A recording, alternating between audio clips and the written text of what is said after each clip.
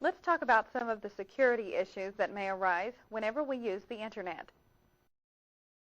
For example, sometimes a website may request that we provide them with various types of information. This type of information could be on a simple registration form or an online order form.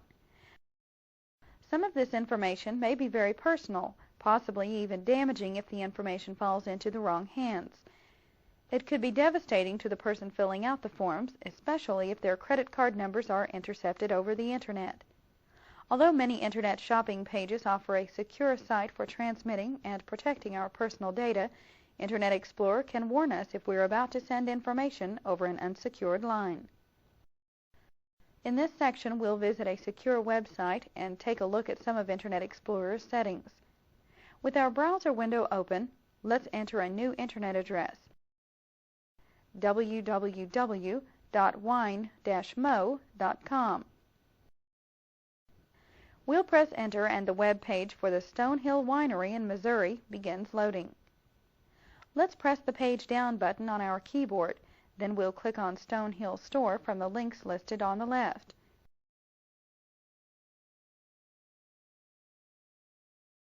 When the new page opens, we'll scroll down and click on the Enter Secure Store button. We won't actually be ordering anything from this web page. However, let's move to the bottom of the page and select Review My Order. This will allow us to connect to the website's secure line. Now we'll click on Register My Request. Internet Explorer now brings up a security alert box.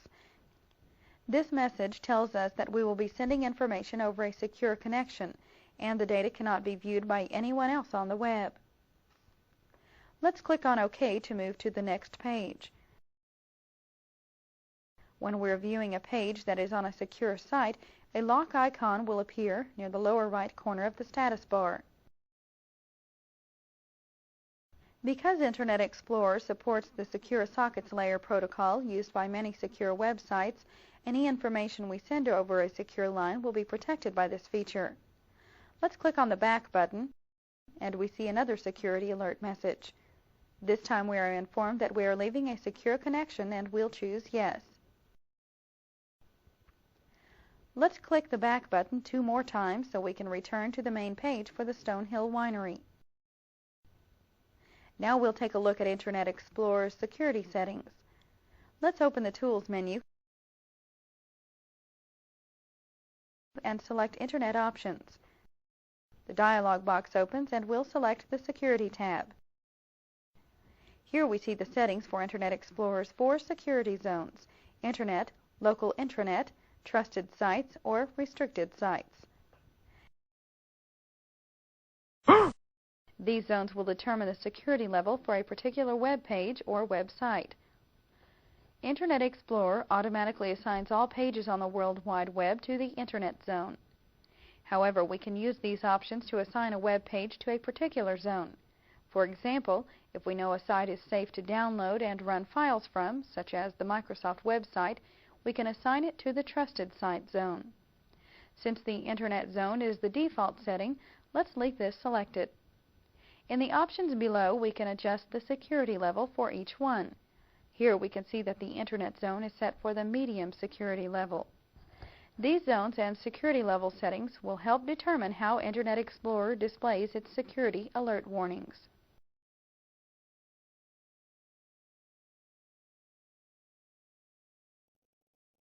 The security alert messages are just one way that Internet Explorer's settings can help protect us from potential risks. With Internet Explorer, we can also create settings that will allow us to control the type of content that's accessed on our computer. The Content Advisor allows us to specify ratings that will prevent certain web pages from being displayed, such as sites that contain extremely bad language or other inappropriate material. The Content Advisor is an excellent way for parents to protect their children from some of the offensive content that may be found on the web. In the first section, we can use the Content Advisor to specify rating settings. To demonstrate this feature, we'll turn on the Content Advisor by clicking the Enable button. The Create Supervisor Password dialog box appears. prompting us to enter a password. This will ensure that any ratings we may set cannot be changed by someone else who uses our computer. When creating a password, we should be sure to use one that's easy to remember. Let's enter a password, then type it again in the Confirm Password line. Now we'll click on OK, and the Content Advisor box opens with the Ratings tab selected. The settings we enter here will determine which Internet sites a user can access. In the Category window, the RSACI option is currently selected, and it uses its own default ratings. To set our own rating settings, we'll click on the Language category. In the Ratings section below, we can choose between different types of languages. For example, as we drag the bar to the first mark, we see the word mild expletives. A description of this term is listed below. Let's drag the bar once more, and we see moderate expletives. Now we'll drag the bar back to level 1. We won't change the other categories, so we'll select the General tab. From here, we can specify other settings or change our password.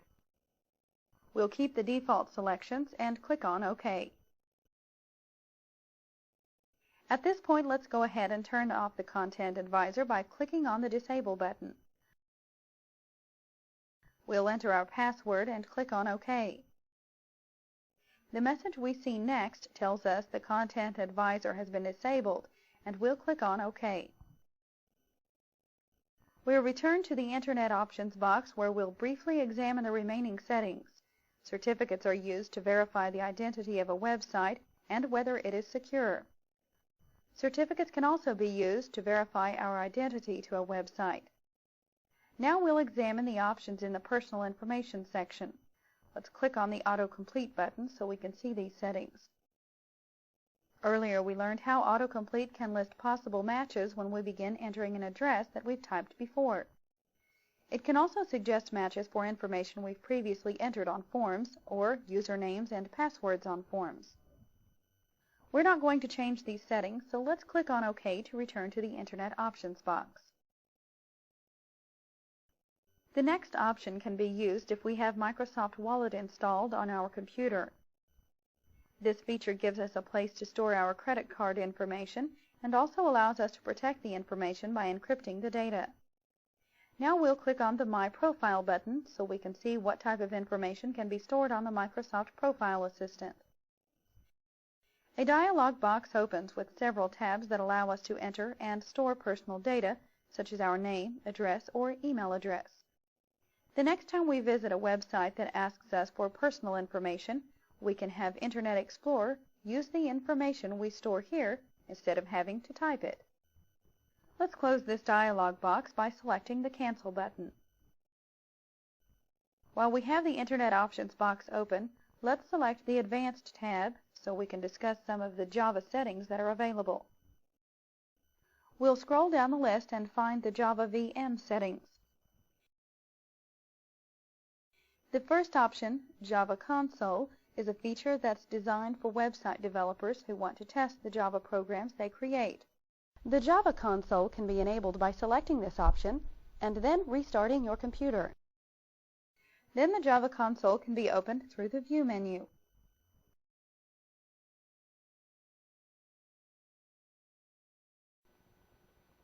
Let's take a moment to discuss Java and Java VM. First, Java is a programming language that's used to create all kinds of features for the web, such as animated text or graphics and online games. Java VM is short for Java Virtual Machine, and it's designed to act as a separate, self-contained environment that's used to run Java programs called applets. By selecting the Java JIT compiler option, Internet Explorer will automatically create and run Java applets when we visit a site that uses them. The final option in the Java VM settings can be used to create a log of all Java program activity. We'll leave the Java VM options set at their default and click on OK to close the Internet Options box. Here's a tip that may be helpful for anyone who plays games online, or if we just need to know what your IP address is while you're connected to the Internet. Click the Windows Start button. Choose Run, then type WinIPCFG and click OK. A dialog box will appear with your IP address and other information.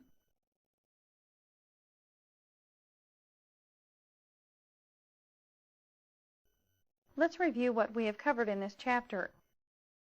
First, we discussed the potential security risk involved with providing personal information over the Internet. Next, we visited a secure website and showed how Internet Explorer lets us know when a website provides a secure connection. We viewed Internet Explorer's security settings and learned how to use the Content Advisor. Finally, we viewed and discussed Internet Explorer's Java VM options.